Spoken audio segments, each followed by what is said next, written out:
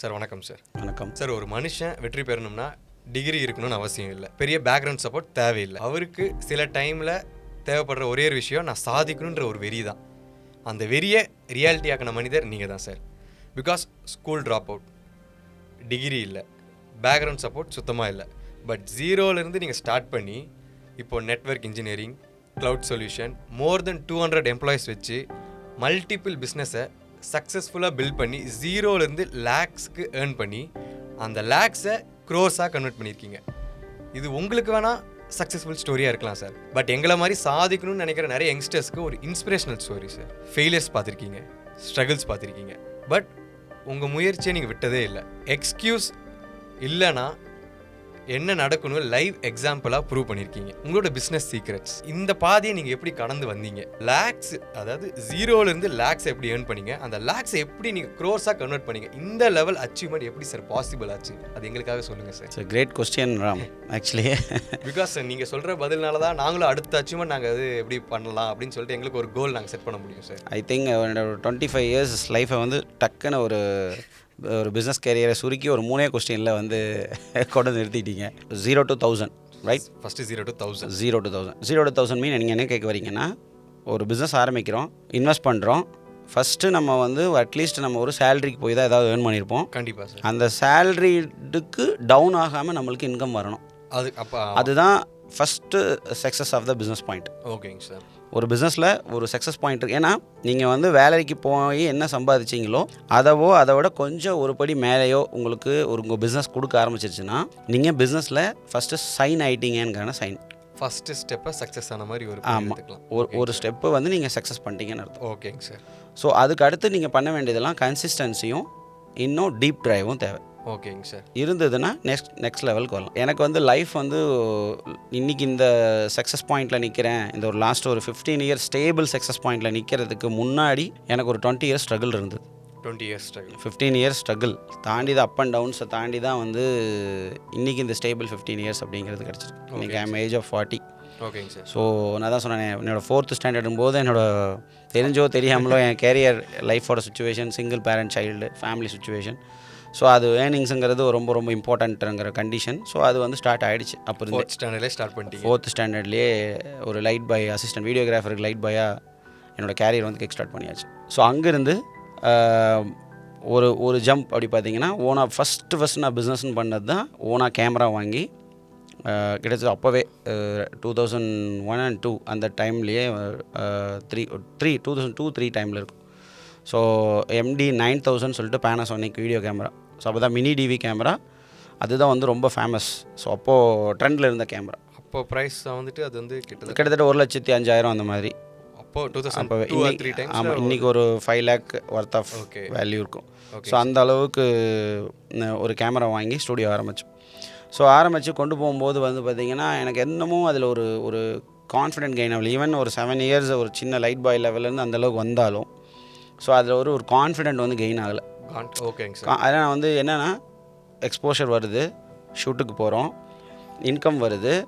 அப்போல்லாம் எக்ஸ்போஸ்க்கு வந்து 1000 வீடியோகிராஃபிக்கு 1500 rupees or 1000 rupees கொடுப்பாங்க. அது அந்த கேமரா வந்ததுக்கப்புறம். அதுக்கு முன்னாடி கம்மியாக தான் இருந்தது, 750 rupees தான் இருந்தது.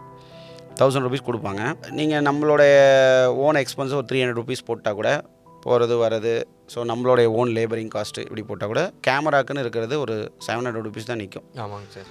இதில் என்ன ப்ராப்ளம் ஆச்சுன்னா, நீங்கள் அப்போ வந்து கரெக்டாக வந்து டிஜிட்டல் வந்து ரொம்ப கொஞ்சம் ஃபாஸ்ட்டாக பெனட்ரேட் ஆக வச்ச டைம் 2003. ஆமாம், டக்குன்னு சோனி உள்ளே வராங்க.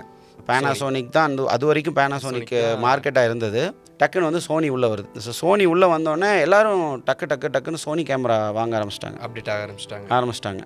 ஸோ அப்போ சோனி கேமராவுக்கு தான் எக்ஸ்போஷர். யார் சோனி வச்சுருக்காங்களோ அவங்களுக்கு தான் எக்ஸ்போஷர். ஓகே.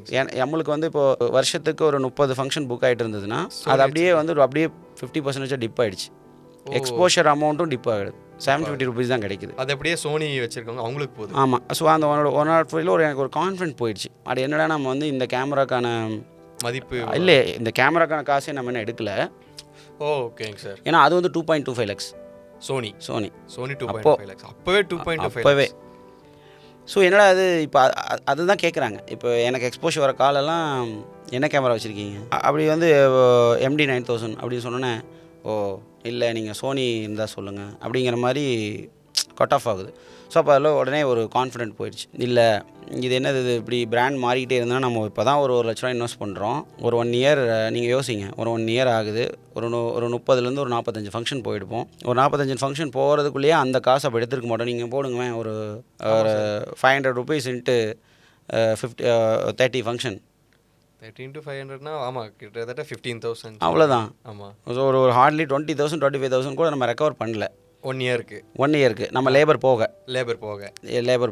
நீங்கள் அந்த லேபரும் நீங்கள் கால்குலேட் பண்ணுங்கள். அந்த லேபரை வச்சு உங்களால் நீங்கள் ரெகுலர் ஏர்னிங் ஆனால் அப்போலாம் வந்து ஒரு 3,000 ருபீஸ்ங்கிறது ஒரு ஆவரேஜ் சேலரி. 2,500 3,000 மந்த்லி சேலரின்றது. ஸோ அந்த சேலரி எடுக்கணுன்னாவே நீங்கள் 300 ஒரு மாதத்துக்கும் நீங்கள் ஒரு 10 ஃபங்க்ஷனாவது போகணும். ஆமாம், ஒரு மாதத்துக்கு 10 ஃபங்க்ஷன் நீங்கள் போய் தான் ஆகணும். அப்போ இதெல்லாம் பேஸ் பண்ணி நான் கால்குலேட் பண்ணுறேன். Earnings plus return on investment அது வரதுக்குள்ளே இன்னொரு பொருள் வந்துடுது. ஆமாம், அதுக்கு நீங்கள் மார்க்கெட் வந்து அங்கே போயிடுது. நீங்கள் அதுக்கு மாறணும்னா உங்களுக்கு அமௌண்ட் வேணும். அப்போ நம்ம திரும்பி ரீஇன்வெஸ்ட் பண்ணணும். அப்போ இதை சரி விற்கலாம், இதை விற்றுட்டு கொஞ்சம் நம்ம ஏதாவது ஆல்டர் பண்ணி விற்கலாம், இதை விற்கலான்னு கேட்டால் 50% போயிடுது. 1 லட்ச ரூபாய்க்கு வாங்கின ப்ராடக்ட்டை 50,000 கூட 40,000 கேட்குறாங்க. அவ்வளோதான் கேட்குறாங்க. Because of electronics.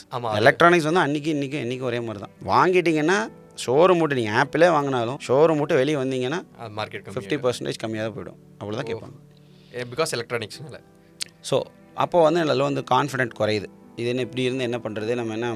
ஏன்னா இன்றைக்கி வந்து ஒரு மேரேஜ் ஃபங்க்ஷனுக்கு இன்றைக்கி ட்ரெண்டு, இந்த ஜென்சி ட்ரெண்ட் வந்து எப்படி பார்த்தீங்கன்னா 2 லட்சம் 3 லட்சம்லாம் பேக்கேஜ். ஆமாம், நீங்கள் ஃபோட்டோகிராஃபி வீடியோகிராஃபி அவ்வளோ ஸ்பெண்ட் பண்ணுறாங்க. ஆமாம் சார், நிறைய பேக்கேஜ் இருக்குது. Bronze package, silver, gold, diamond. ஆமாம், நான் மார்க்கெட் இருந்த ட்ரெண்ட் டைம்ல எல்லாம் பார்த்தீங்கன்னா 3,000னா என்னது 3,000 ரூபாய் ஆல்பம் வீடியோ எல்லாம் சேர்த்து.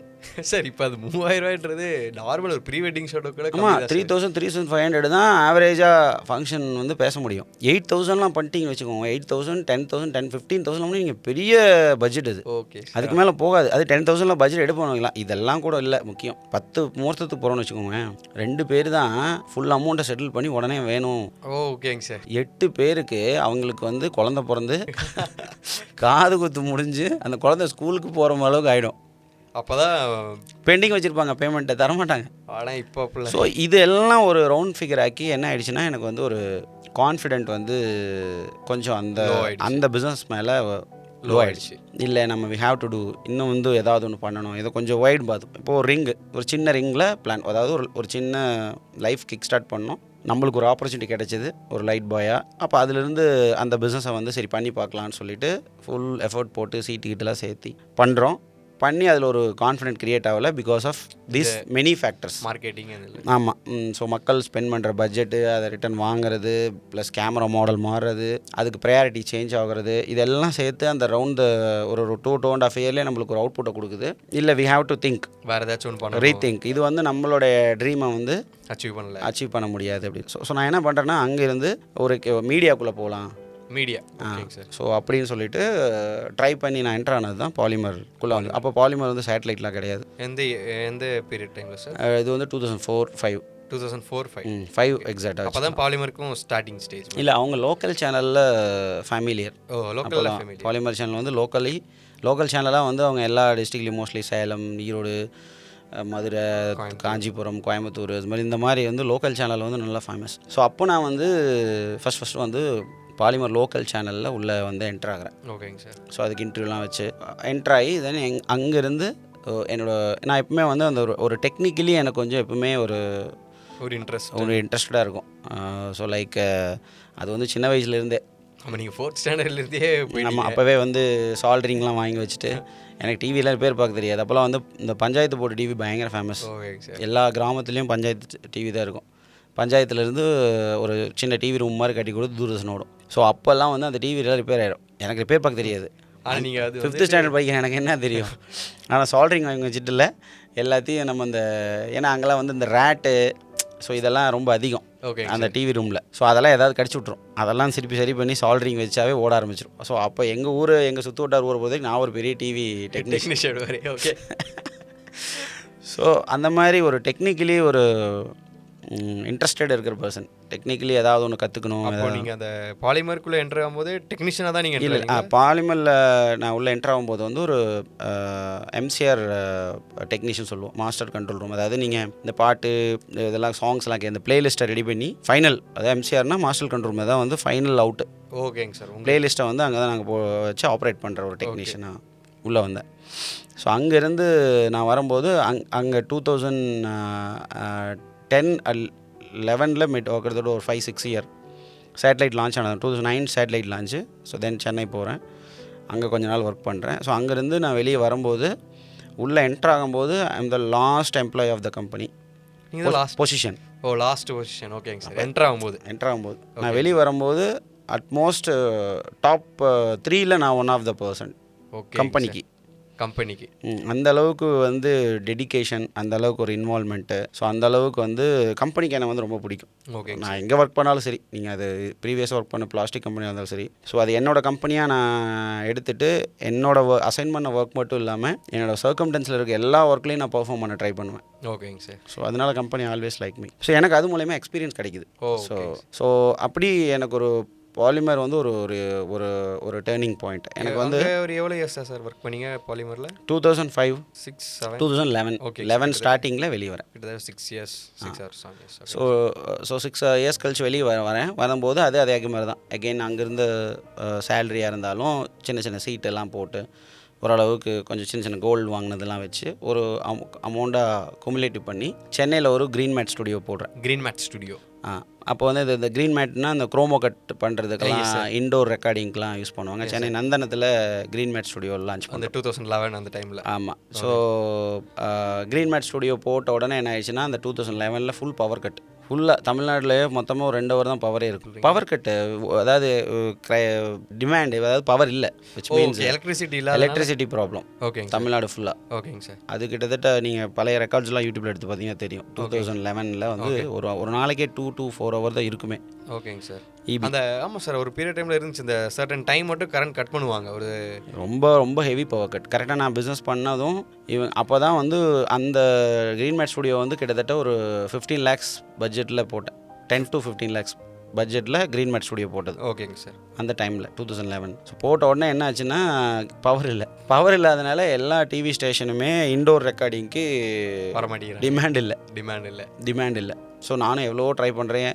அப்போ வந்து ஜெயலலிதா, ஏடிஎம்கே ஜெயலலிதாவோட ஆட்சி அப்படின்னு நினைக்கிறேன். அவங்க சொன்னாங்க இந்த மாதிரி நீங்கள் கொஞ்ச நாள் வெயிட் பண்ணுங்கள், ஏன்னா அதுக்கு முன்னாடி டிஎம்கே கவர்மெண்ட் இருந்தது. ஸோ அந்த கவர்மெண்ட்டை வந்து ப்ராப்பராக டிஎன்இபியோட கால்குலேஷன்ஸாக மெஷர் பண்ணாமல் மேனேஜ்மெண்ட் ப்ராப்பராக இல்லாதனால லைக் இப்படி ஆயிடுச்சு. ஸோ நீங்கள் வந்து கொஞ்சம் வெயிட் பண்ணுங்கள் அப்படிங்கிறாங்க. அவங்க வெயிட் பண்ணுங்கன்னு சொன்னதே ஒரு வருஷம். ஒரு வருஷம் நீங்கள் வெயிட் பண்ணுங்கள். ஒரு வருஷம் எங்கே வெயிட் பண்ணுறது? ஆமாம் நீங்கள், ஏன்னா எனக்கு அங்கே ஸ்டூடியோ ரெண்ட்டு, அப்புறம் வந்து எம்ப்ளாயி சேலரி, அப்படி இப்படின்னு எனக்கு கிட்டத்தட்ட மாதத்துக்கு ஒரு 60 to 70,000 தேவை. ஆமாம். ஸோ நம்ம வந்து கையில் இருந்ததெல்லாம் போட்டு தான் கடன் வாங்கி, கையில் இருந்தது கடன் வாங்கி எல்லாம் போட்டு தான் பண்ணுறோம். ஸோ திரும்பவும் நீங்கள் ஒரு 70,000 into 12 ஒரு 7 லட்ச ரூபா 8 லட்ச ரூபா அடிஷ்னலாக திரும்ப வேணும்ல. ஆமாம். அந்த 1 இயர்க்கு வெயிட் பண்ணுறதுக்கு. அது 1 year கழிச்சு வருமானு கூட தெரியாது, கான்ஃபிடென்ட் கிடையாது. Correct, exactly. அந்த ஃபியர் பயங்கரமாக மேலே அப்பியர் ஆயிடுச்சு. ஸோ என்னடா அது இவ்வளோ நாளாக சம்பாரிச்சது எல்லாம் இப்படி வந்து கிட்டத்தட்ட மாட்டிக்கிட்டோமேனா. ஆக்சுவலாக அது ஒரு பார்ட்னர்ஷிப்பில் ஆரம்பித்தோம், 60-40 பார்ட்னர்ஷிப்பில். நான் ஒரு 60%, அங்கே சென்னையிலேருந்து ஒரு நண்பர் வந்து ஒரு 40% சேர்ந்து பண்ணோம். ஸோ அதில் வந்து பார்த்திங்கன்னா அவர் என்னட்டார், மந்த்லி எக்ஸ்பென்ஸ்க்கு என்கிட்ட பைசா கிடையாது, என்கிட்ட இருந்தது இவ்வளோ தான், நான் கொடுத்துட்டேன், நீ தான் பார்த்துக்கணும் அப்படின்னு உங்ககிட்ட சொல்லிட்டு. ஸோ அதிலிருந்து நானும் எவ்வளவோ ட்ரை பண்ணுறேன், ஆல்ட்ரு பண்ணுறேன். எங்கேயும் இருக்கும், பணம் இருந்தால் தானே இருக்கும். ஆமாம், கண்டிப்பாக. இருந்ததெல்லாம் ஃபுல்லாக போட்டு தான் பண்ணியாச்சு. அதுவும் கடனும் வாங்கி. ஆமாம். ஸோ வந்தது க்ரீன் 1-2 ஆர்டர் வந்தது, பட் அதெல்லாம் பத்தாது. அந்த ரெண்டிங்லாம் வந்து ஒரு எம்ப்ளாய்க்கு சேலரி கொடுக்கவே பத்தல, ஒரு 20,000 அந்த மாதிரி தான் வந்தது. ஓகேங்க சார். ஸோ நான் எக்ஸ்பெக்ட் பண்ணது அட்லீஸ்ட் ஒரு மந்த்லி ஒரு 2 to 2.5 lakhs அது ரன் ஆகும்னு நினச்சது. ஸோ அது வந்து ஒரு, ஏன்னா கரண்ட் இல்லாதனால, எங்களால் இபி இல்லாதனால அந்த டைமில் எல்லா டெலிவிஷன் சேனலுக்குமே அடி. ஓகேங்க சார். அல்லது இந்த மாதிரி ரெக்கார்டிக்கல் ப்ரோக்ராம் பண்ணுற தேர்ட் பார்ட்டி பர்சன்ஸ் எல்லாருக்குமே இது அடி. ஸோ சுத்தமாக இதே இல்லை. இப்போ என்ன பண்ணேன், இதை கண்டினியூ பண்ணணும்னா இன்னொரு 7-8 லட்ச ரூபா வேணும். அதுவுமே 7-8 லட்சம் பம்ப் பண்ணாலும் கூட அந்த கேரண்டி இல்லை. ஆமாம், கேரண்டி இல்லை. ஏன்னா 1 இயர். ஸோ அப்போ என்ன ஆயிடுச்சுன்னா அவரும் சப்போர்ட் பண்ணல. இந்த 40% ஸ்டாக் ஹோல்டராக வந்தார் இல்லையா, அவர் என்னன்ட்டாரு, இவ்வளோ தான் நான் போட்டேன், என்கிட்ட இதுமாதிரி பைசா இல்லை, நீ நடத்துறதை நடக்கலைன்னா நான் என்ன பணம் இன்வெஸ்ட் பண்ணணும் அதை கையில் கொடுத்துட்டு நீ என்னமோ பண்ணிக்கோ. இப்போ நீங்கள் இந்த 7 lakhsக்கு ரெடி பண்ணணும், அது நடக்கலைன்னா இவருக்காக. ஸோ இல்லை, அதை முடியாது. ஆமாம், கண்டிப்பாக. எண்ட் ஆஃப் த டே நான் அதுக்கப்புறம் ஒரு 2 to 3 months ரன் பண்ணி பார்த்தேன். எனக்கு அது மாதிரி சுத்தமாக இல்லை, அப்போவே கிட்டத்தட்ட ஒரு 4 லட்ச ரூபா மைனஸில் போயிடுச்சு. ஓகேங்க சார். இன்வெஸ்ட் பண்ணது போக கையில் இருந்தது போக 4 லட்சம். ஸோ அப்போது நான் ஃபைன் டே க்ளோஸ் பண்ணுறேன், அவர் க்ளோஸ் பண்ண விட மாட்டேங்கிறார். இல்லை பண்ணலாம் அப்படின்றாரா? எனக்கு செட்டில் பண்ணி. ஓ அப்படி சொல்கிறாரு.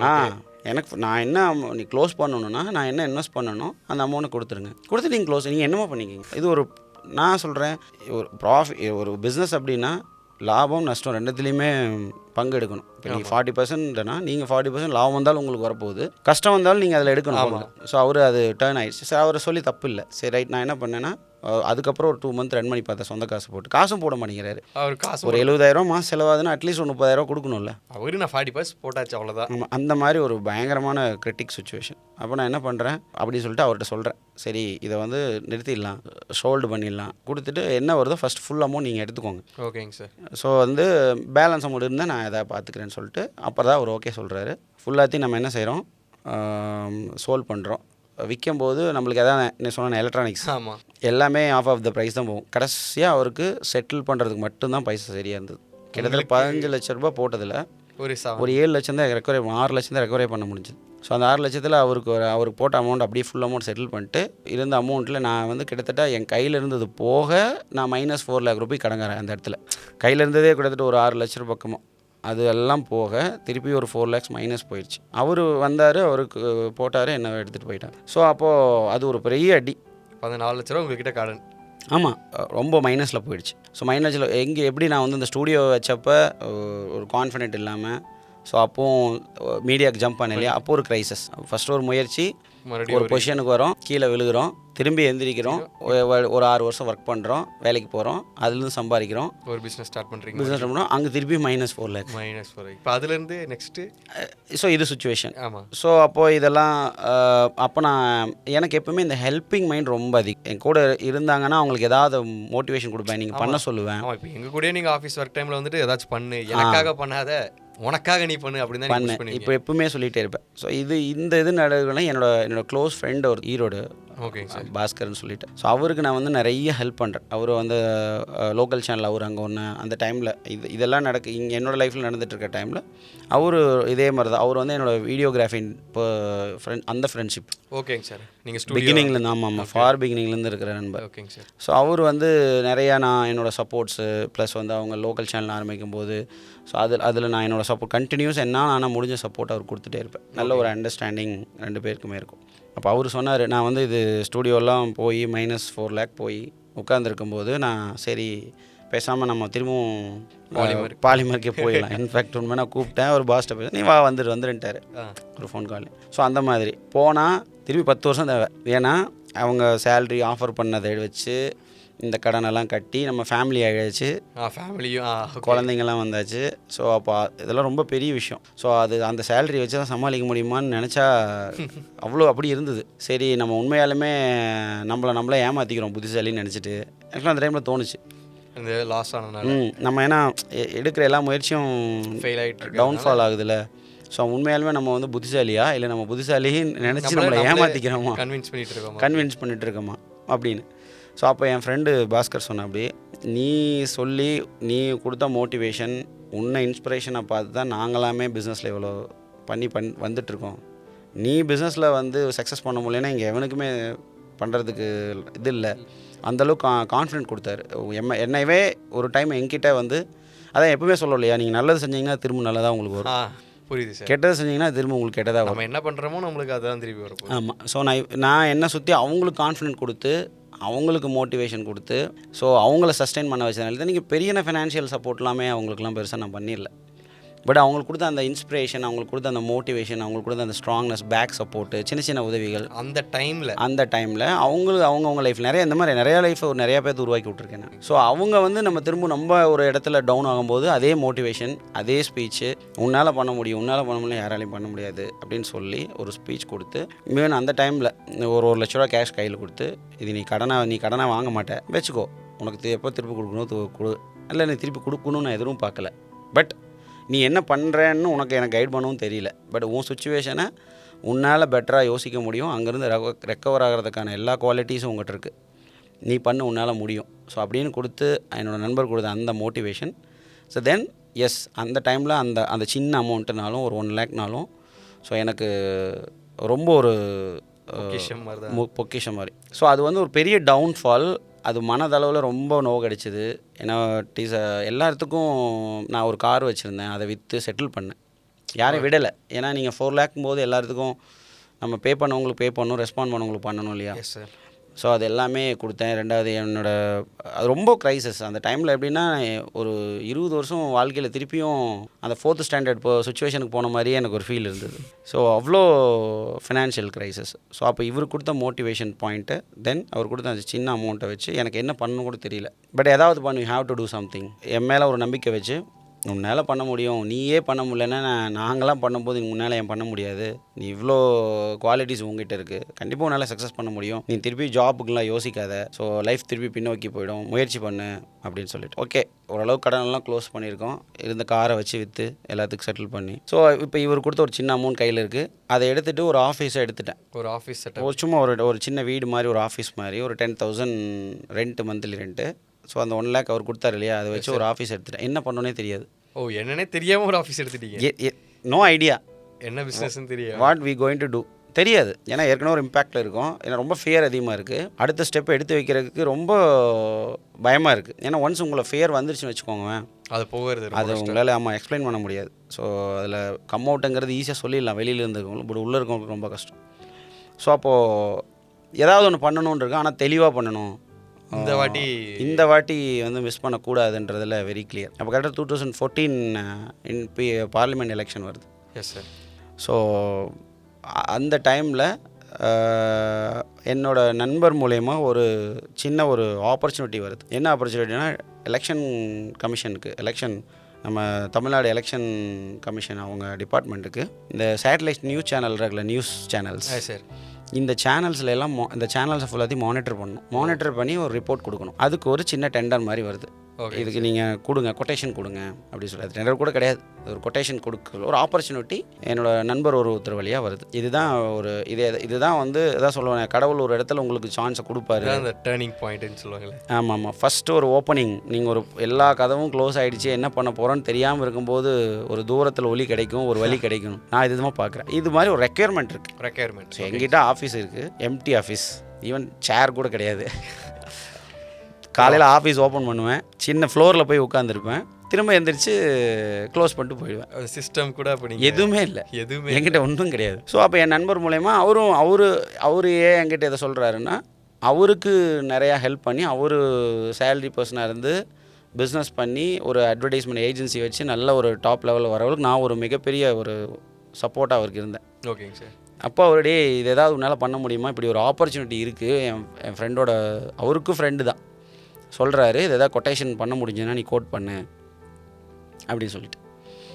சரி நான் யோசிக்கிறேன், சரி ஏதோ ஒரு ஆப்பர்ச்சுனிட்டிங்கிறாங்க, சும்மா ஒரு கொட்டேஷன்றாங்க அப்படின்னு சொல்லிட்டு என்னோடய கம்பெனி பேரில் போட்டு நான் வந்து கொட்டேஷன் அனுப்புகிறேன். எவ்வளோக்கு அனுப்புகிறேன்னா, ஐ திங்க் ₹2.5 லட்சம் நினைக்கிறேன். 21 days நியூஸ் சேனல்ஸ் அவங்க கொடுத்துருக்காங்க லிஸ்ட்டு, என்னென்ன நியூஸ் சேனல், எல்லா நியூஸ் சேனல் நேம் கொடுத்து இதை வந்து நீங்கள் ஃபுல்லாக வந்து ரெக்கார்டிங்கெலாம் மானிட்டர் பண்ணணும். அவங்க சில பாயிண்ட்ஸ் சொல்லியிருக்காங்க, அந்த எலெக்ஷன் கமிஷனுடைய விதிமுறைகள்.